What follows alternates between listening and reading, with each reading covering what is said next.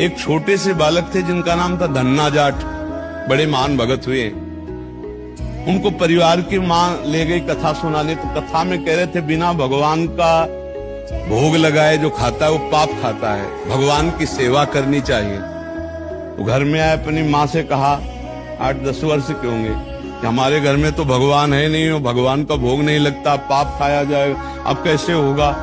तो कथा का आखिरी दिन था, तो पंडित जी के पास गए, कहा कथा आपने सुनाया कि बिना भगवान का भोग लगाए नहीं खाना चाहिए, भगवान हमारे यहाँ तो भगवान है नहीं, तो आप भगवान दे दो। तो उन्होंने देखा कि बच्चा है, तो उन्होंने कहा देखो कथा समाप्त होगी तब भगवान दे देंगे। अब वो दूसरे दिन जब जाने लगे तो उनके पीछे चले, भगवान दे दो गुरुजी आप कह रहे थे। तो उन्होंने सोचा लड़का है, इसको ठाकुर जी तो दे नहीं सकते, तो भांग खाते थे, तो भांग का बट्टा ऊपर का, कहा ये भगवान है ले लो।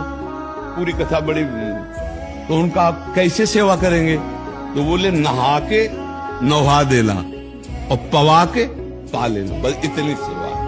ओ इतने खुशी हो, देखो विश्वास है क्या, भांग का बट्टा, इतने खुशी हो गए कि मुझे ठाकुर जी मिल गए, मुझे भगवान मिल गए। घर में गए, नहाया और ठाकुर जी को ना, वही मतलब भांग के बट्टा को ना, और बाजरे की रोटी, गरीब आदमी सामने रखा, पाओ प्रभु। वहां प्रभु कहाँ, एक दिन हो गया, तो उन्होंने सोचा हमारे पास कुछ है नहीं, लगता पंडित जी के पास खीर पुआ सब सामग्री थी तो ठाकुर जी पाते, वो बिल्कुल ठाकुर जी मान रहे। दूसरा दिन हुआ फिर वही बाजरा, तीसरा दिन हुआ फिर वही बाजरे की रोटी। तो वो रो रो करके ऐसे भांग का बट्टा पकड़ा, कहने लगे प्रभु हमारे पास नहीं है कि हम तुम्हें खीर पूड़ी पुआ पवा सके, और गुरु जी ने कहा बिना पवाए पाना नहीं, अगर आप नहीं पाओगे तो हम चाहे मर जाएं लेकिन नहीं पाएंगे।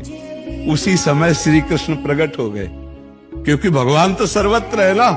भांग के बट्टे की जगह में श्री कृष्ण बैठे हैं, उन्हीं की अवस्था का रूप लेके, और वो और बाजरे की रोटी शुरू कर दी पाना।